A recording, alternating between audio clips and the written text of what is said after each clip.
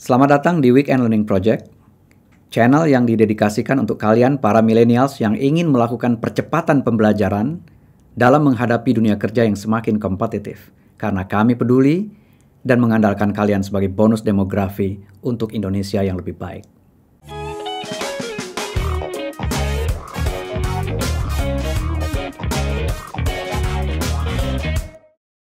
Learning Partners.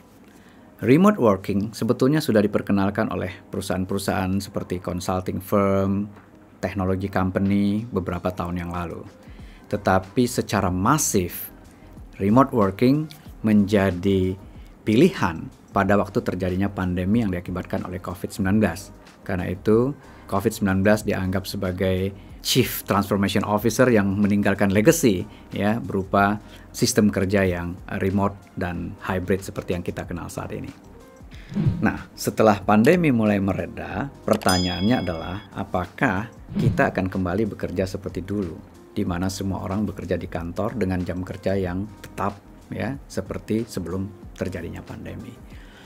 Dan berdasarkan kajian dari McKinsey, 63% karyawan sebetulnya ingin melanjutkan sistem kerja yang fleksibel seperti sekarang ini.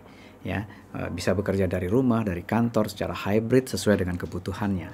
Kami sendiri WLP pernah melakukan street interview dan mewawancarai beberapa profesional menanyakan kepada mereka tentang preferensi mereka dalam bekerja.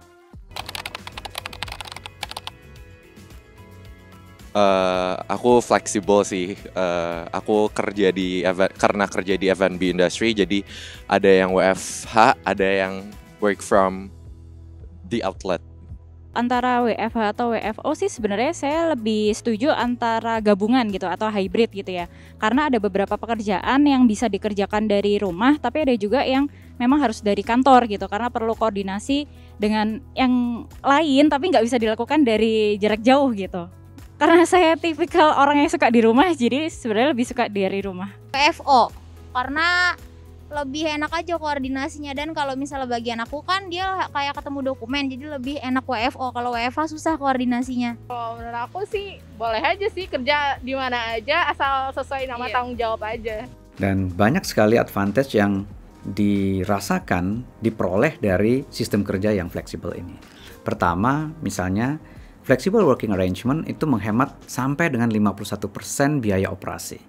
Nah, ini tentu saja nilai tambah yang dihasilkan oleh perusahaan. Kemudian, flexible working arrangement juga ternyata mengurangi tingkat absensi dari karyawan. Dan pada akhirnya meningkatkan produktivitas sebanyak 67%. Nah, ini tentu alasan-alasan yang memungkinkan kita untuk melanjutkan praktek dari flexible working arrangement ini, even setelah pandemi.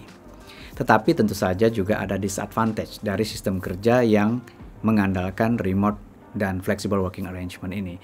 Pertama, karyawan merasa terjadinya kehilangan koneksi sosial.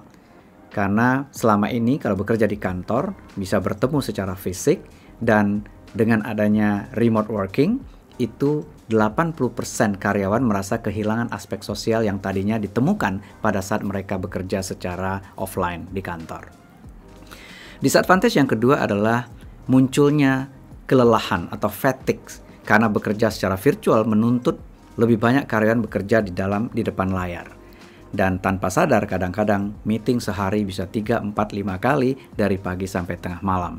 Dan ini membuat karyawan merasa sulit lepas dari pekerjaannya. Kalau bekerja di kantor jelas, selesai jam kantor, kemudian mereka lepas dari pekerjaannya. Sementara remote working justru mereka nggak tahu kapan bisa lepas dari pekerjaan. Karena setiap saat secara fleksibel itu akan ada panggilan untuk virtual meeting dan lain-lain.